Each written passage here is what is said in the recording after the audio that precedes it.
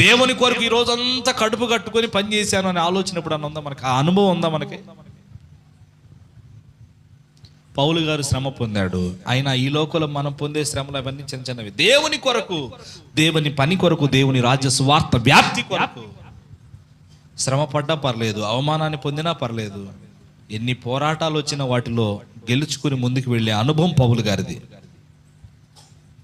ఈరోజు మీకు కొంతమంది శ్రమ పొందుతున్నారు.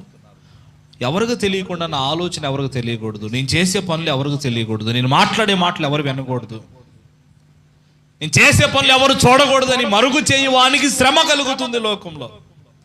తర్వాత ఎవరికి శ్రమ కలుగుతుందని లోబడని పిల్లలకు ఆయనకి చెప్పక, ఆయనతో మాట్లాడక, ఆయన దగ్గర సలహా తీసుకోక, ఆయన అడుగకయే ఈ లోకంలో బ్రతుకుతున్న వాడికి శ్రమ కలుగుతుంది.